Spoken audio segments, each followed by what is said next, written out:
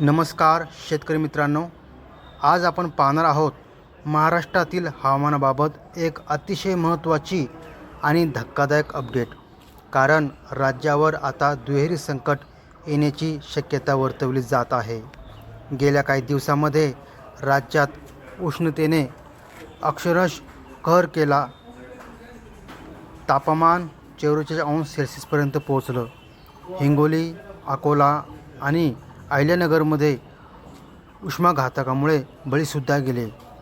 परिस्थिती इतकी गंभीर झाली होती की मुख्यमंत्री देवेंद्र फडणवीस यांनी दुपारी 12 ते 4 या वेळेत काम बंद ठेवण्याचे आदेश दिले होते. लोक उन्हापासून वाचवण्यासाठी उपाययोजना करत होते. पण आता अचानक हवामानात मोठा बदल होण्याची शक्यता निर्माण झाली आहे. हवामान खात्याने राज्यात पुन्हा एकदा अवकाळी पावसाचा इशारा दिला आहे. 20 ते 22 एप्रिल दरम्यान राज्यातील अनेक भागामध्ये वादळी वाऱ्यासह पाऊस पडणार असल्याचा अंदाज वर्तवण्यात आला आहे.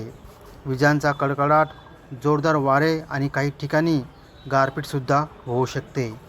सांगलीमध्ये तर रविवारी संध्याकाळी गारासह पावसाची सुरुवात झाली होती, तर सिंधुदुर्गमध्ये ढगाळ वातावरण दिसून आलं होतं. यामुळे पुढचे 4 ते 5 दिवस अत्यंत महत्त्वाचे ठरणार आहेत. आता पाहूया कोणत्या जिल्ह्यामध्ये पावसाचा अंदाज आहे.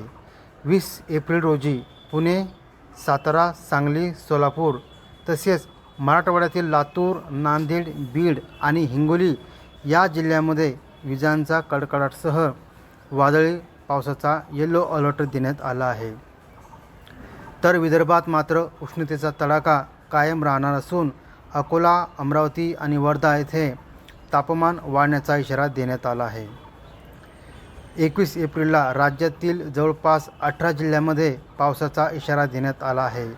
धुळे, नंदुरबार, नाशिक, जळगाव, पुणे, अहिल्यानगर, सातारा, सांगली, सोलापूर, कोल्हापूर, लातूर, नांदेड, हिंगोली, बुलढाणा, अकोला, यवतमाळ आणि वाशिम या जिल्ह्यामध्ये वादळी वारा आणि विजांसह पाऊस पडण्याची दाट शक्यता आहे. 22 एप्रिलला तर राज्यातील सर्वाधिक जिल्ह्यामध्ये पाऊस पडण्याचा अंदाज आहे. कोकणातील रायगड, रत्नागिरी, सिंधुदुर्ग तसेच विदर्भातील यवतमाळ, चंद्रपूर, गडचिरोली आणि मराठवाड्यातील अनेक जिल्ह्यामध्ये वादळी पाऊस आणि गारपीट होण्याची शक्यता आहे. आता प्रश्न असा पडतो की अचानक हवामानात इतका बदल का होत आहे? यामागे एल निनो आणि ला निना हे 2 मोठे घटक कारणीभूत आहेत. प्रशांत महासागरातील तापमान वाढल्यामुळे एल निनोची स्थिती निर्माण होते. त्यामुळे पाऊस कमी होतो आणि तापमान वाढतं, तर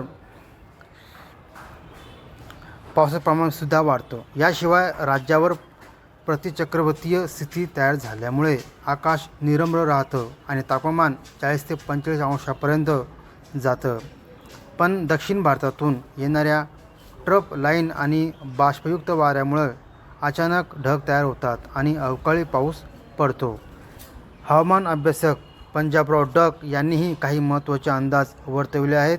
त्यांच्या मते पुणे, सातारा, कोल्हापूर आणि नगर जिल्ह्यामध्ये पावसासह गारपीट होण्याची शक्यता आहे. पुणे जिल्ह्यातील बारामती, दौंड, आंबेगाव आणि जुन्नर या भागामध्ये विशेषतः पावसाचा जोर अधिक असू शकतो. मराठवाड्यात 20 ते 26 एप्रिल दरम्यान बीड, लातूर, नांदेड आणि परभणी या जिल्ह्यामध्ये गारपीट होण्याचा अंदाज आहे. तसेच संभाजीनगर, धुळे, नंदुरबार आणि जालना या जिल्ह्यामध्ये पुढील 6 दिवस पावसाची शक्यता वर्तवण्यात आली आहे. दक्षिण महाराष्ट्रात सर्वाधिक पाऊस पडण्याचा अंदाज असून विदर्भात मात्र उष्णतेचा तडाखा कायम राहणार आहे. काही भागामध्ये तापमानात 40 ते 43° दरम्यान राहू शकतं. एकूणच राज्यात पुढील काही दिवस अत्यंत बदलत्या हवामानाचे असणार आहेत. काही ठिकाणी उष्णतेची लाट तर काही ठिकाणी वादळी पाऊस आणि गारपीट असा दुहेरी परिणाम दिसणार आहे. म्हणून नागरिकांनी सतर्क राहणं अत्यंत आवश्यक आहे. दुपारच्या वेळेत बाहेर पडताना काळजी घ्या, पाणी भरपूर प्या आणि विजांच्या कडकडाटाच्या वेळी सुरक्षित ठिकाणी राहा. शेतकऱ्यांसाठी हा काळ अत्यंत महत्त्वाचा आहे. काढणीस आलेल्या पिकांची योग्य काळजी घ्या आणि गारपीट होण्याची शक्यता लक्षात घेऊन आवश्यक ती उपाययोजना करा. कारण एकाच दिवशी उन्हाळा आणि पावसाळा असा अनुभव राज्यात मिळू शकतो. तर ही होती महाराष्ट्रातील हवामानाची सविस्तर माहिती. तुमच्या भागात हवामान कसं आहे ते आम्हाला कमेंट करून नक्की सांगा.